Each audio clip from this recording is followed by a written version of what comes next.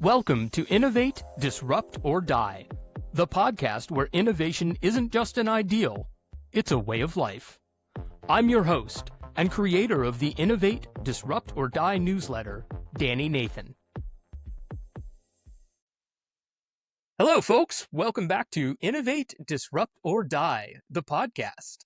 I'm thoroughly excited to introduce you to our guest this week, Alex Fleischer, who is from Capgemini. Should ring a bell for a lot of folks. Alex, welcome. How are you doing? Hi, Danny. Good to see you. I'm good. Good to see you too. Alex, I'm going to start off with the easy question here. Tell us a little bit about yourself, your background, what you do, and how it relates to innovation.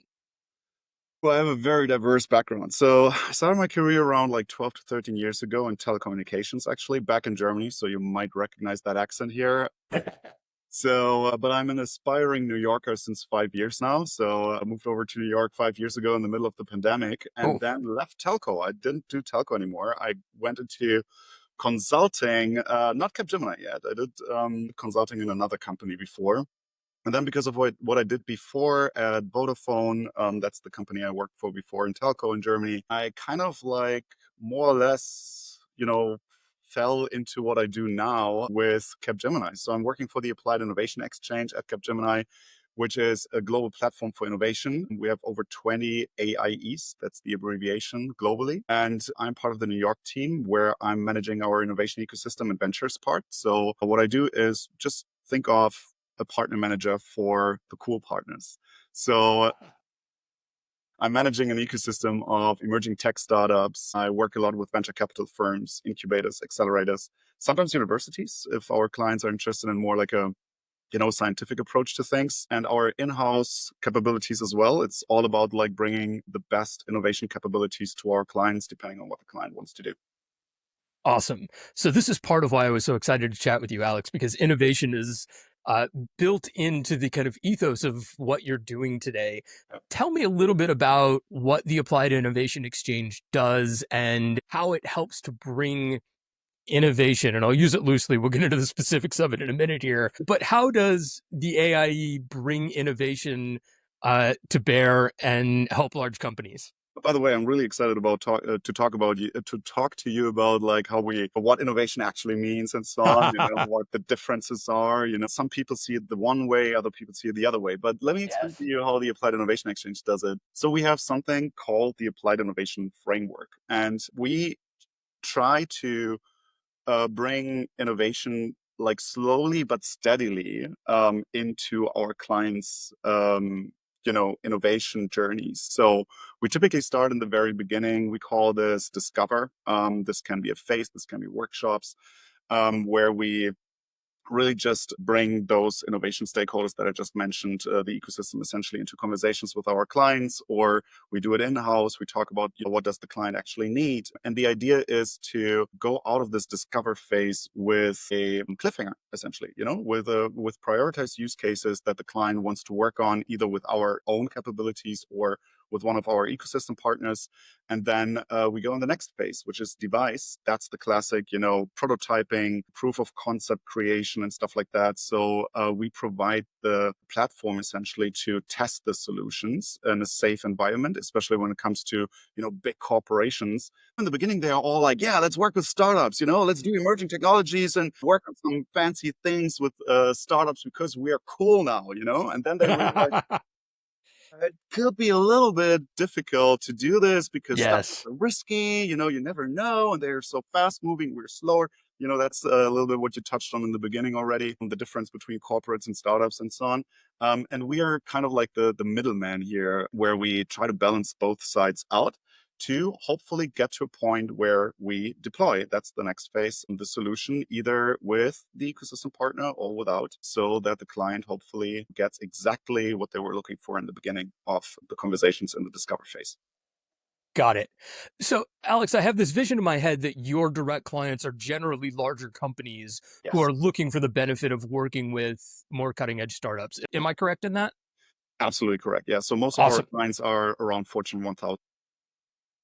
Got it. And usually when they come to you to engage with the Applied Innovation Exchange, where are they in their kind of innovation journey? Are they often just beginning and trying to figure out how to infuse innovation, or are they Are they stuck at some point in the process? Like, what does that look like? Danny, how much time do we have again? We'll go with the short version for now. That's, it's a little bit difficult to talk about this because it's, it depends on the technology that we're talking about. Are we talking about AI, for example, or are we talking about virtual reality? The big buzzword metaverse from 2, 3 years ago, is a different animal than when we talk about generative AI. And also when we talk about agentic AI, which is the new buzzword, right, of this Right. year.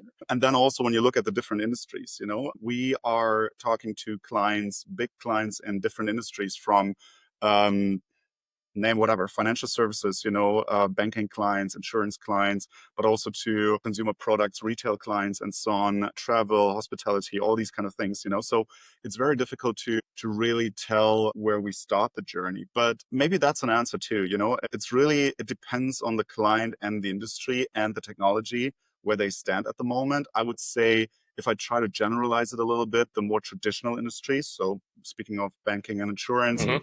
they are usually the ones that are, very slow moving, trying to test out. But that's the reason for that is also because, especially when we talk about AI, for example, there's a lot of sensitive data that they have to deal with, right? So implementing whatever AI solution is always, a different thing as if, when we talk about a retail client, for example, and I have a couple of examples here where retail clients want to bring in, let's have an AI avatar, let's have an avatar speaking to you in a store, helping you with what you buy for dinner, for example, or what kind of wine you want to choose, and these kind of things. That's easy. The AI gathers data from the person, but it's less sensitive than the data that an insurance company or banking company would gather. So then, from the way that you're describing it, Alex, do your clients usually come to you with an idea of the technology that they're looking for help with? They come to you and say, we want help implementing Gen AI or, blockchain technology or whatever it is, as opposed to coming to you and saying, for example, we have a problem that we can't figure out how to solve. So that's the beauty about our framework. It can be all of the above. So it can be really like, what the hell is agentic AI over generative AI? We just got used to generative AI. What is agentic AI now? What are AI agents?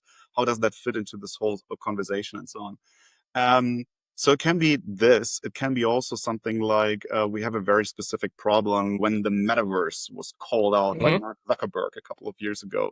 Everyone was like freaking out. The metaverse. This is where we're going to live, like in the game in Ready Player One. Just Yeah. First putting thing that comes to mind. yeah, put our headsets on and then we live our lives through the virtual reality. And of course, this is not true. And I always try to advise our clients on this and say like, no, it will be in addition to kind of an omni-channel strategy. Internet got added 30 years ago or so. Mhm. And social media came. Now we have social media channels and so on. And now we have virtual reality. So virtual reality will be a channel, but it's not that our lives will be through the lenses.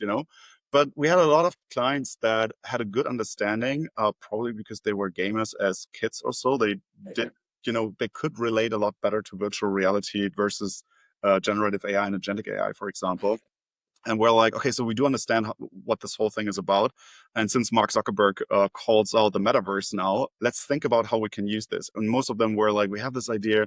It will help us with onboarding and employee training and stuff like that. So Oh, let's interesting. So figure out most of them use went cases. directly to the kind of internal use cases Yeah, first. yeah. So they really went into those use cases. They really knew what it can help with. And then there was something very interesting happening because while you have those workshops or those conversations with the clients and you show them some cross-industry examples as well and so on, it's something where clients really get into this creativity mode where they realize, oh, there's way more out there. So yes, let's talk about this one thing, this particular thing that we came for, but maybe we can talk also about the other topics afterwards. So yeah, Right. it really depends. Okay.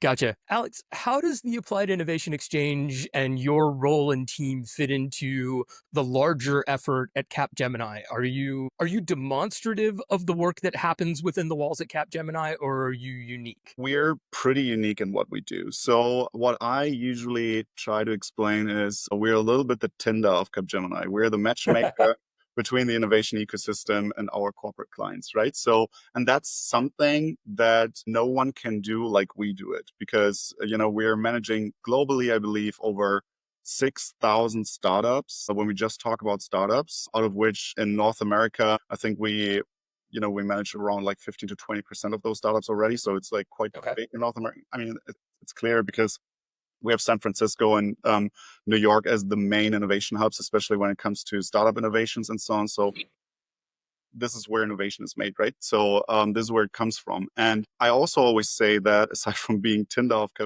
Capgemini, the matchmakers, we don't own all the knowledge. It's not us, who is the only ones who know how to ideate and the only ones how to build a prototype and so on. But I think the unique part of the Applied Innovation Exchange is that we know best within Capgemini when to connect whom at what point in the innovation journey. That makes a ton of sense. Um, Alex, we've talked a lot about kind of the corporate clients and the folks that come to Capgemini, but now you're describing an ecosystem of 6,000 startups that participate. What does participation look like from the startup side of things? That's a good question. I have to think about this. I mean, in the first place, of course, there are very boring, typical due diligence kind of questions that have to be answered, right? Of So course. it can't be every startup that works with us. And typically, you also should not forget that we're not an angel investor. We're not a venture capital firm. So, of course, we might tend to work with more mature startups. I think I shouldn't go into the details here now. Fair. The due Absolutely fair. diligence aspects here, but yeah, I think this is one very important aspect because at the end of the day, it's also really us trying to connect those startups with our corporate clients. So we have to make sure that they are financially to some extent stable, at least, and As much as a startup can be. yeah, working with a startup is risky. We do have our processes to make sure that we can handle the risk. But of course, this is difficult when you have like let's say a pre-seed startup, that's essentially Mhm. friendly and friends funded. That's a startup that we can ideate with, for example, that we can include into our research that we do as well sometimes. But it's probably difficult with them to really work on client projects. And other than that, it's really about cutting edge technology. So and there can be so many agentic AI startups out there. So it's really about like who does the solution in the best way possible. And even then, you might cut it down to still a bunch of startups. So for Capgemini being a French company, it's actually Capgemini. We really value connection as well. So we are not, the big tech consultancy managing everything top down. It's really about collaboration between us and the startups. So at the end of the day, we call it factor. So does it really work out? Do we have a good connection with those startups or not? And if they are just amazing and have this like beautiful technology, but there's this other startup that we're just connected better to, on an emotional level, then they would make the cut over the other one. Gotcha. If I were one of these, innovative cutting edge startups, Alex, and I was interested in becoming part of the Applied Innovation Exchange, do I come to you? Do you all seek me out? Does it work both ways? Like, how does that end up happening? The two that you described are the typical ones. I usually connect with startups either out of necessity. So, for example, a client has a particular problem, the client wants to work with a startup on that particular challenge. So I start scanning the ecosystem, see if there is something among our worldwide 6,000 startups, and if not, I'm going out into the market, talk to my venture capital partners and see what they have and so on. And other than that, could be also just cold calling. I'm just doing my own research, see what's out there and then reach out to them. Another idea, or another way to source startups is through conferences. So each year, for example, I go to CES, the Consumer Electronics Show in Las Vegas. Right afterwards, back to back is NRF, the National Retail Federation, for the biggest retail conference here in New York. These are conferences, very important conferences for me, where I go, where I source startups, where I have the chance to directly engage with them. And this is how I proactively bring startups into the ecosystem or into those conversations. And then it's really just also passion driven. So if I think the solution is cool, I reach out to our industry leads and say like, hey, have you seen that? Do you think there's a client out there that might be interested in that solution or not? And on the other side can be also the other way around. So I have startups reaching out to me on LinkedIn most of the time. So if you listen to that and you're a startup, you think you fit into the ecosystem, feel free to reach out to me on LinkedIn.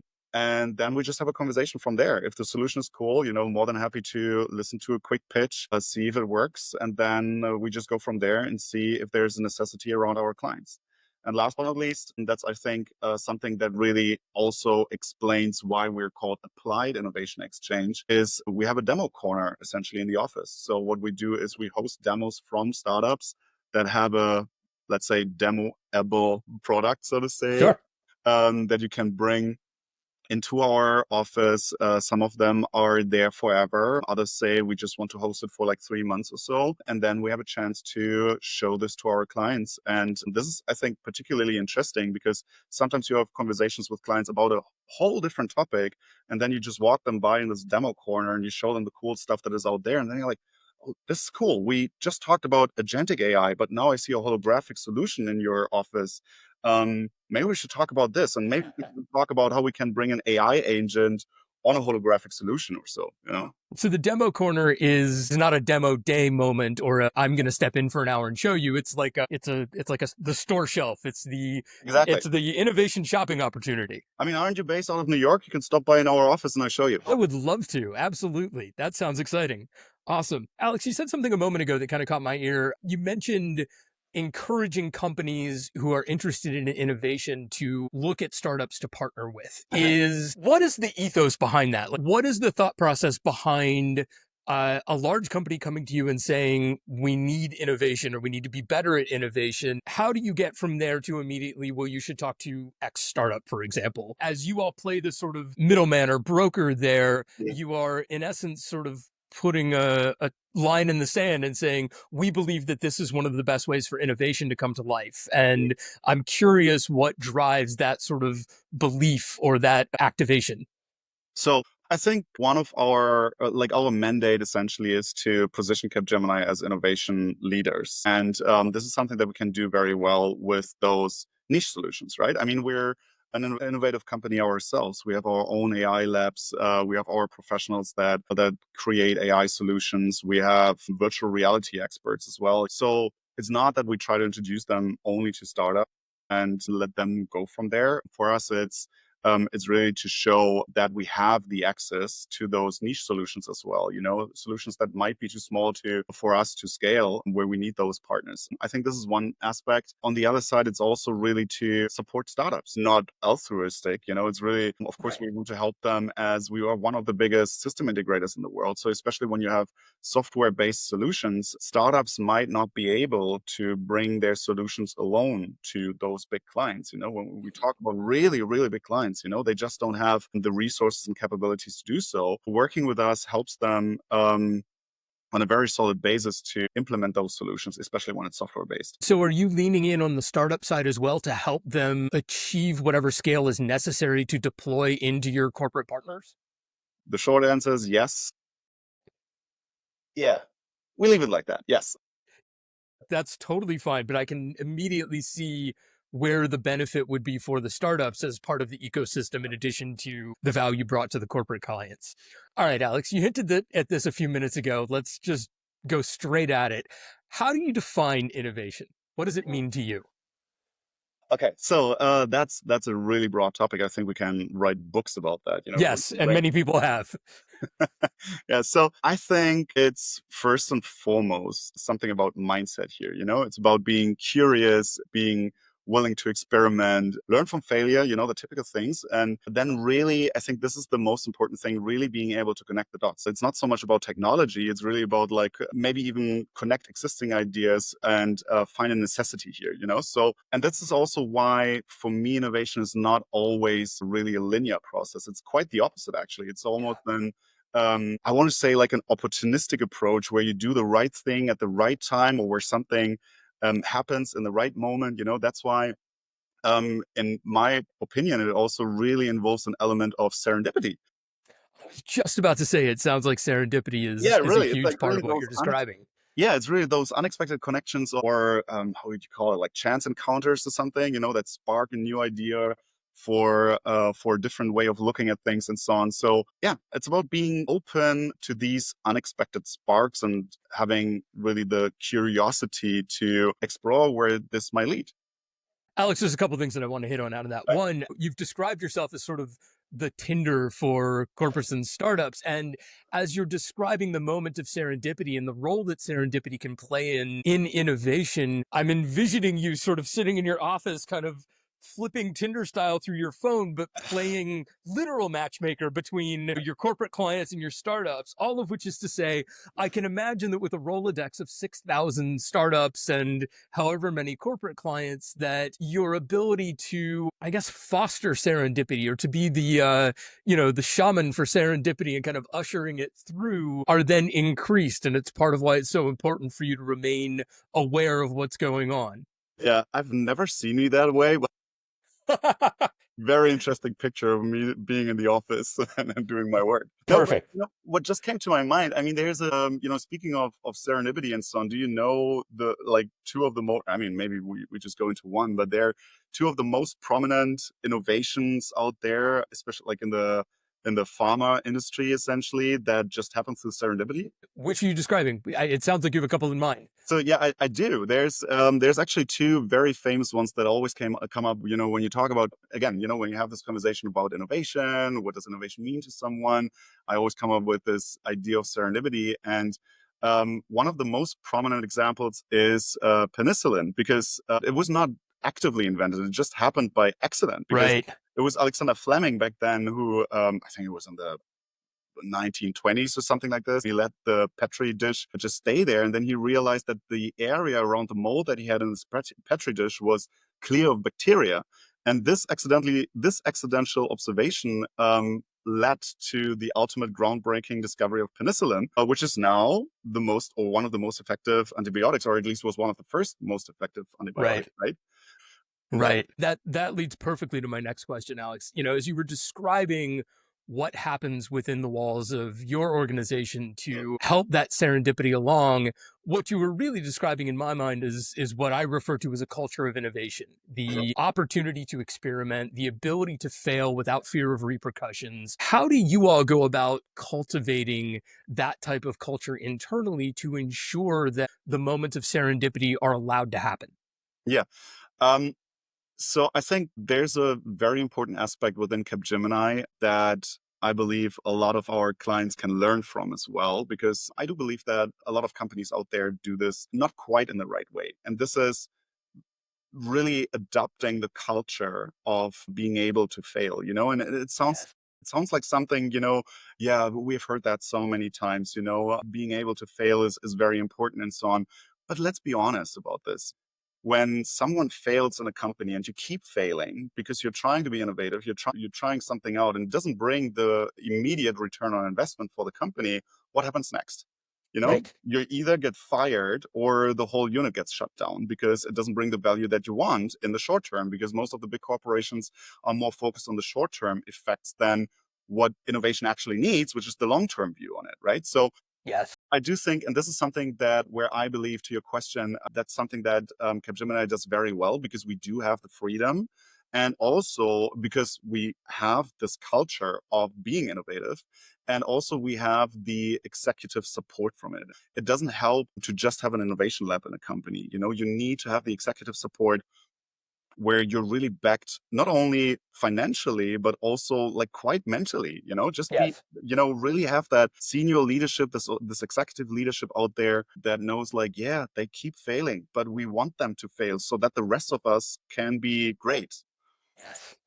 Yes, 100%. I couldn't agree more, Alex. How do you then, or how does Capgemini then help their clients instill the same sort of mentality? Or how do you go about educating your clients to that need? Because as you pointed out, most, especially large corporations, are focused very heavily on the near term returns and convincing them to take the long term view of innovation takes time. It requires failure and learning along the way. How do you go about making that happen on their behalf? Good question. Again, I think that's very industry focused, you know, very much dependent on the industry. I think one way to do this is really going through the iterations that I described in the beginning with our applied innovation framework. You know, come to us, have the safe space, go through those discover sessions, go into device, maybe deploy something, or maybe after device, go back to discover. and try something new. Because companies are not failing in that moment. We are failing for them, essentially. When it doesn't work out, we go back to discover, we try it out again, and so on. And I think this helps to get them into the mindset at one point. And then we can go even further. We do have examples where we supported installing innovation labs at the client. What we also do is not only helping them to build those innovation hubs up, but also to support them along the way, and then maybe come back at one point. Maybe we let them run for a little bit, and maybe the client comes back and says like, okay, I think we started being narrow-minded or so because we only see our own industry right now. We want to come back to the AIE and ideate on use cases from different industries. Let's create some sort of temporary acceleration programs where we ideate a little bit more together on different use cases. And this is how we kind of incrementally get our clients into this idea and also help them adjust their own culture towards our own mindset towards innovation. Alex, what does the team structure look like when you all are doing that work? Are you all embedding employees into the client organization, or are they embedding clients into Capgemini to learn from you guys? Like, what does that look like? If anything, it's someone from Capgemini going there. It's not necessarily the AIE going there or someone from us. Like, it's not necessarily me going there. It's more like Right. me connecting someone from Capgemini to the client and find the best resource to get there. As we're talking about this, Alex, it's very easy for me at least to kind of get into the mindset of, based on the role that you're describing, thinking very singularly of somebody from an innovative startup helping somebody from a corporation. And as you're beginning to paint the picture, there's obviously far more people involved from both sides of the table. Where in that process does somebody from the startup side get involved, and what does their role look like? I'm assuming that you don't just sort of go, well, meet Bob, and Bob from self-driving startup, whatever, steps in and that's it. In the beginning, it's maybe first just us talking to the client and do the exchange essentially to really find out what the company actually wants. And then we find the startups that could be interesting for this. And then we manage the conversations there. And then we bring them together. And at the end of the day, we can't force our clients to work with us, with Of the course. startup, or the other way around. There are clear benefits of working with us because we can mitigate the risk for our clients. Alex, what are some of the biggest challenges that your clients face as they're trying to pursue the ideal of innovation? I mean, innovation is kind of a lofty, and as we've nodded to, amalgamous sort of thing.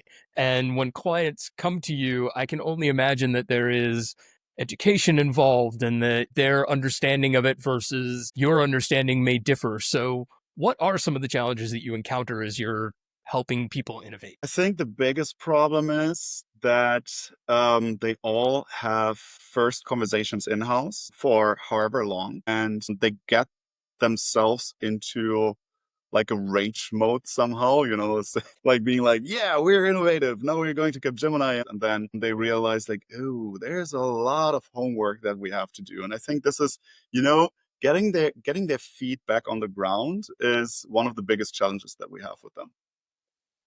Do you often run into clients or companies that come to you and are very clearly suffering through kind of the traditional innovator's dilemma, or the trap that we described of the near term being at odds with the long term values of innovation? All the time. Alex, is there anything that I haven't asked you that I should have, or anything that you are dying to share about either Capgemini or innovation in general, or kind of the way that you approach things? I think one of the, questions that I always love to talk about is, maybe I ask you that. Maybe we turn it around now. Ooh, hit me. Danny, when we talk about innovation, would you say that innovation equals technology? Yes or no? No. Why not? I think that people get, and I love that you're forcing me to answer, so thank you. I think that people get caught up in the idea of innovation being what's next and technology being the easiest to point to representation of that. So AI is the big thing that we're all talking about right now. So, of course, AI is innovation. And I think that what people miss is the idea that innovation doesn't have to be huge. It can be solving a small problem for a small group of people. And when we think about disruption in particular, often it is smaller. It is the application or, the innovation of something that exists being applied to a new audience to achieve something that they couldn't either achieve or afford to achieve previously. And with that in mind, to me, innovation could be anything from a business model to a process change to, of course, a new technology that enables all of that to happen. I think you just summarized it perfectly, especially like, my short answer to this, and you just said it in your last sentence, technology can be an enabler for innovation, but it is Yes, not innovation. Innovation can be also completely disconnected from technology. So yeah, I agree. absolutely. Awesome. I appreciate the question. Anything else I missed? I was dying to talk about this because, of Yeah. course, people come to us because they want to talk about innovation. And then it's always like us asking them, so are we talking about new technologies that you want to implement or use the technology to do something innovative? Or it could be also something like, let's change the way we think. It's a cultural change maybe within the company that can be innovative as well. So I really love that, clarifying that with the client.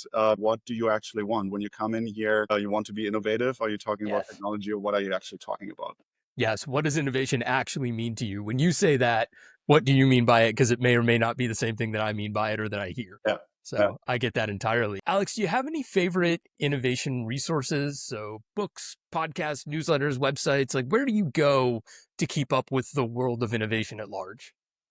That's a long list, but maybe because we talked about serendipity, one book that I really enjoyed was The Serendipity Mindset. It's Dr. Christian Busch, and it reminded me all of, it showed me this connection between innovation and serendipity. So that's something that I can really recommend to look into. And then what I really enjoy, and this, more tool that I use on a regular basis, are platforms like PitchBook, Crunchbase, and so on. If you're really into the startup scene, they don't only show you the information about startups, but there are also trend decks on there, where you can read into those things. And then again, if you have the resources, go to the conferences. This is how you stay connected to the latest and greatest and be active in that ecosystem. Go to the venture capital parties, go to those innovation workshops, go to those conferences, talk to the startups. Don't just go there and be too shy to really go deep into asking what the solution is about. Well, and that, of course, is how we met as well. So I couldn't agree more. Awesome. Alex, thanks so much for your time. Where can our listeners find you, connect with you if they're running a startup and they're interested in the Applied Innovation Exchange? What's the best way to get in touch? Definitely LinkedIn. Just reach out, shoot me a message. Tell me why you want to reach out to me, because I get a lot of invites every day. I get a lot of messages every day. So having a little bit of a hook where you can see why this could fit into our ecosystem definitely helps to prioritize. And yeah, then we just go from there. Fantastic. Alex, thank you again. It's been a wonderful conversation, and I really appreciate you sharing your insights. Thank you. It was great talking to you too. That's it for today. Thanks for tuning in to Innovate, Disrupt, or Die, the podcast. Join us again for our next episode, and don't forget to subscribe at innovatedisruptordie.com. That's all, folks.